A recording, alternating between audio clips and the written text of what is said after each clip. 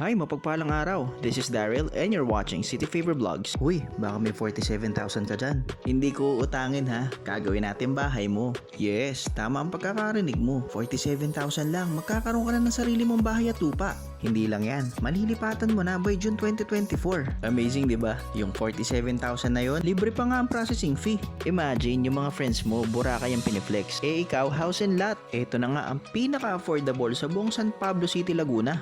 Monthly amortization starts at 11,000 pesos monthly, payable for 30 years. At malamang kung may 47,000 pesos ka, eh meron kang salary na 31,000 pesos per month.